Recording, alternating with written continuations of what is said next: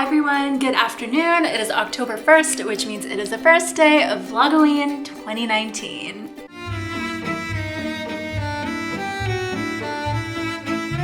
I have to start taking showers in the evening now because it's too cold in the morning for me to want to get out of bed if I have to take a shower, so that's why my hair is wet. I just got back from work and I was thinking all day today about where do I even start with Vlogoween this year, because I feel like so much has changed since last year. I mean, that's good. It's good that things are changing. I don't know how I would feel if I would start a Vlogoween and just say same old, let's get back to it. So I'm grateful that I can say that things are different, things are better.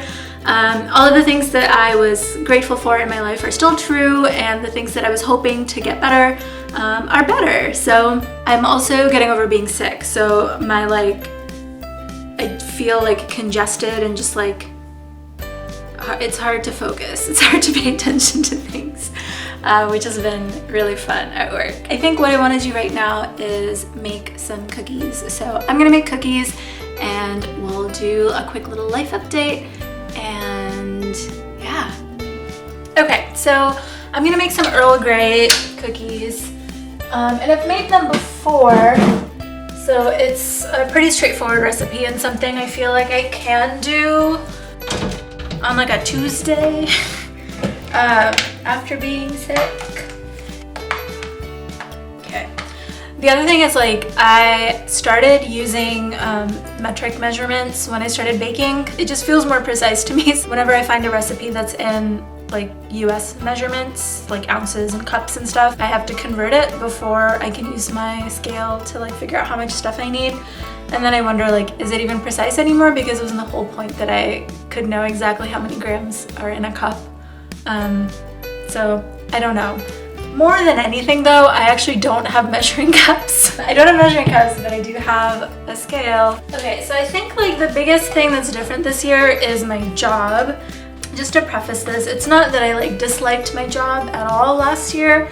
I learned a lot, I had a lot of fun in a lot of ways, but it was also hard for a lot of reasons that I felt didn't have to be true in the job. It just was a circumstance of the specific school that I was in. It wasn't because of any of the students at the school.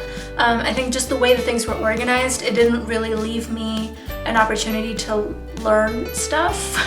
If that makes sense. I feel last year I provided services to students and staff, but I can't really tell you how I grew. I only did things that I knew I was already good at, so I didn't really get to do any of the risk taking that I hope to be able to do to continue to be a better educator. And even looking back at my vlogs from this time last year, I feel the biggest stressor was planning the PSAT.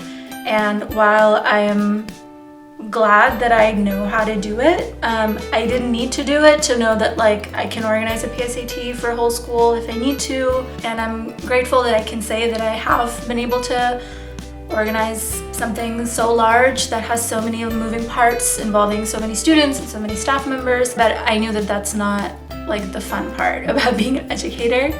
And there were many times last year where I was man, it's just more fun being in the classroom. This kind of sucks.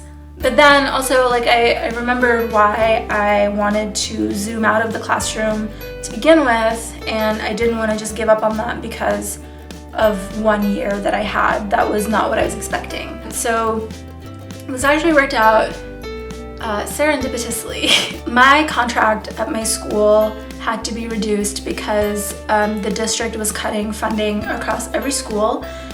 If you're in the Seattle area or are reading about Seattle schools, maybe you'll know that all of the district's calculations were off by a lot, so they're reinstating a lot of these positions. But my full-time position got cut down to a 0.6 or a 60% position, and I didn't want a 60% position, so I chose to displace myself from my school. Displacement doesn't mean that I'm fired, it just means that I'm this kind of floating person who's looking for a school that might want someone like me to work for them. My biggest worry at the time was that I wouldn't be able to find a school that I liked.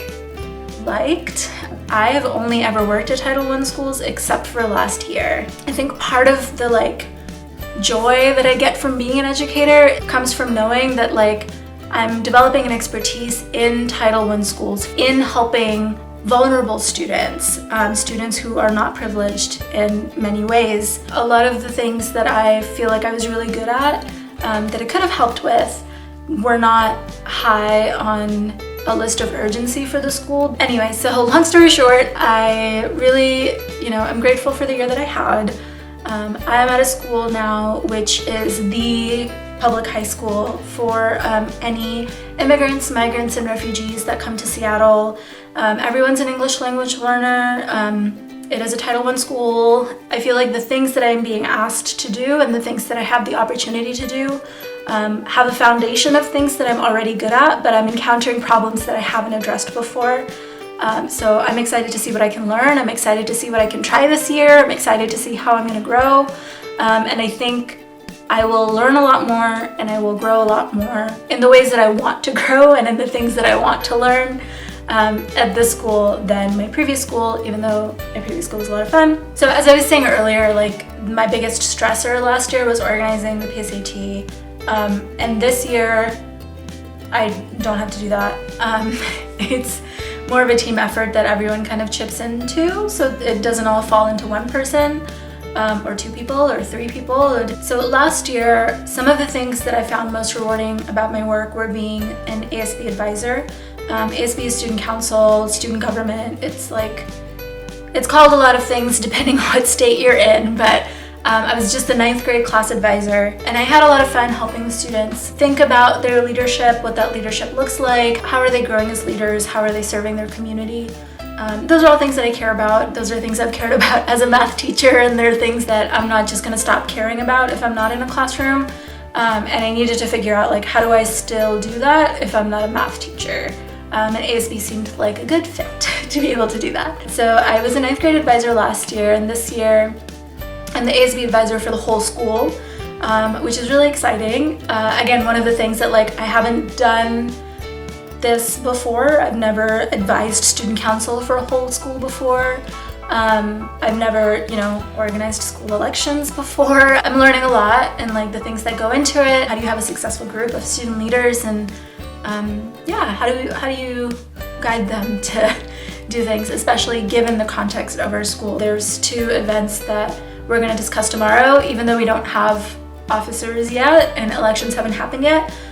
We'll just start planning them, and we'll take it from there. And reflecting back to this time last year of the challenge of coordinating something for a whole school, that's me providing a service of being organized, which I am and I can do, but also providing a service of creative problem solving, I think is the difference, right? I wasn't leaning very much on creative problem solving with the PSAT last year, but I am leaning very heavily on creative problem solving this year as I'm learning how ASB and student government works. I need to bake these cookies. I haven't even started yet. I'm just talking at you this whole time. So I'm gonna start making my cookies, and we'll talk about ASB stuff another time.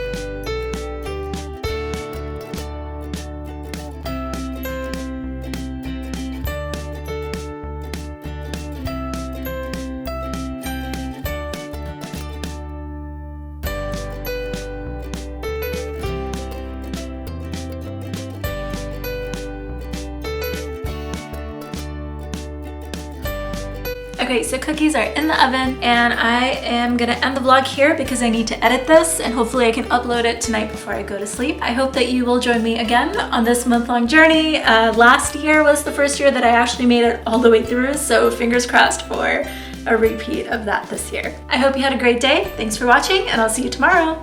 Bye!